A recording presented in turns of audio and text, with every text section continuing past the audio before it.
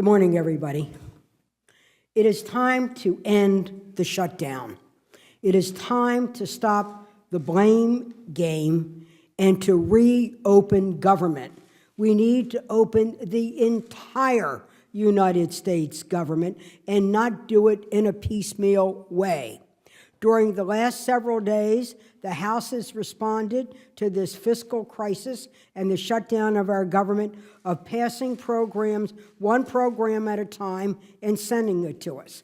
What they decide to send to us tomorrow is where we shamed them today. A few days ago, we shamed them into the fact that they had closed the National Institutes of Health, closed the doors to people being able to apply at NIH for a clinical trial, furloughed 71% of the talented people who work at NIH, who, from those who are the doctors and the PhDs and the bioscientists, to the people who run the labs, to the people who are the facility managers that keep the electricity on, they were furloughed.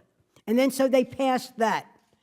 Then I stood up on the Senate floor and said, if you have opened the doors of NIH, but you don't have the doors of FDA open, it is a hollow opportunity. The Food and Drug Administration, again, is in my state.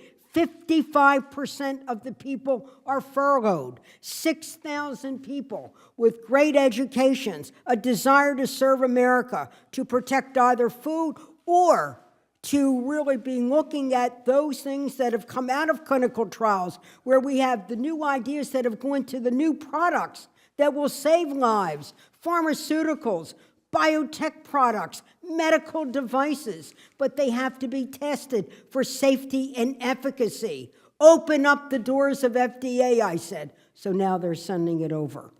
Well, this is not the way to run a government.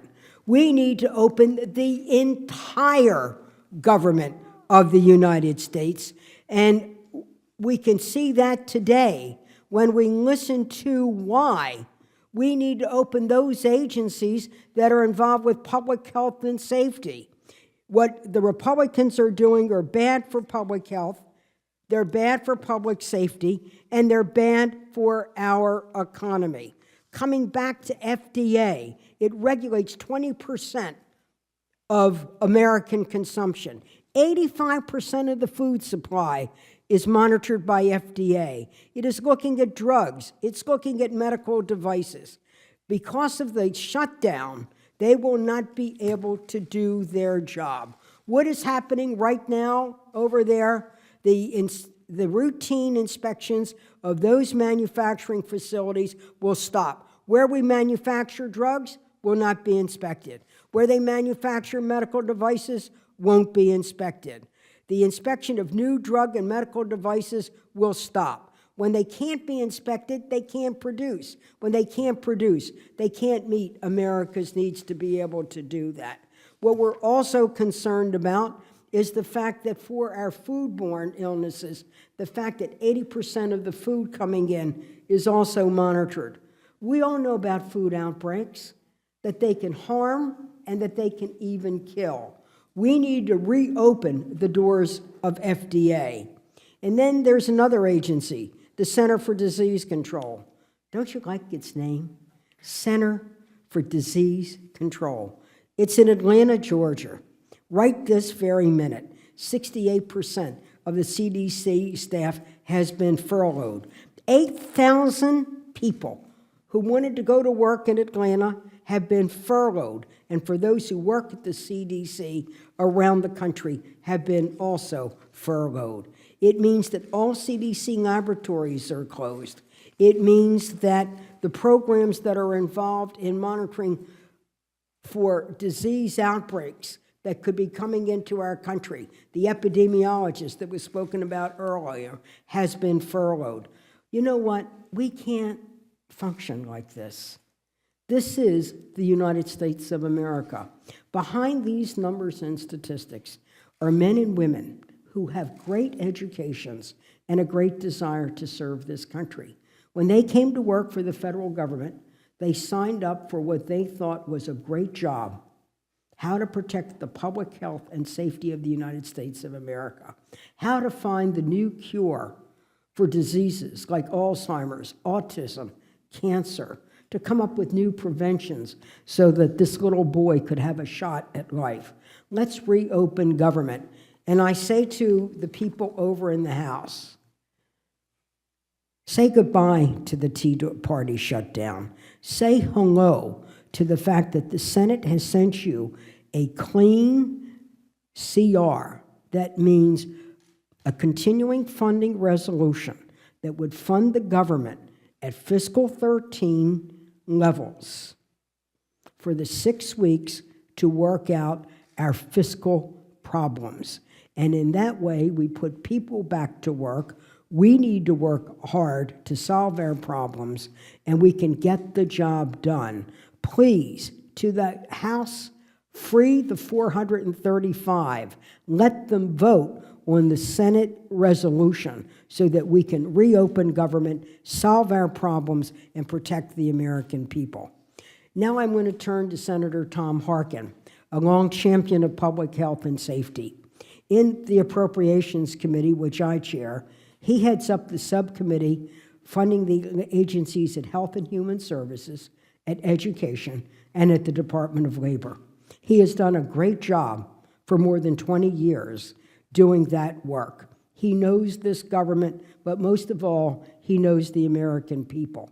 For the last 6 years, under the Republican throwing cement in the gears of government, he hasn't been able to bring his bill even to the floor. He hasn't been able to bring his bill to the floor. When we worked on our funding this year, as the chair, I wanted to make sure he had the resources to make the right decisions, to protect public health and safety, invest in our children, be able to have a functioning government so we would have our people and a functioning economy at the same time. Guess what? The House marked up the labor HHL's bill at 2003 levels. They're so cynical over there that they not only want to reduce funding, they want to take us back a decade. Well, Senator Harkin's not going to let that happen. I have his back, but most of all, it is the American people and American families. We owe Senator Harkin a debt of gratitude for all of his public service, but the way we acknowledge that is free the 435, vote on the continuing resolution, let Tom bring forward the funding that'll protect public health and safety. Kai had a little bit of a rough start. He was born with a heart condition and a small trachea area, an area in his trachea, so he has a heart defect known as tetralogy of Fallot, and he required 2 major open heart bypass surgeries early in life, and in between which he had an illness which caused him to go into respiratory distress and a cardiac arrest. As a result, he was able to participate in a trial called a THAPCA trial. It was for cooling the body to help prevent some of the negative effects of oxygen deprivation during cardiac arrest. So they'll be able to find out whether cooling the body actually helps.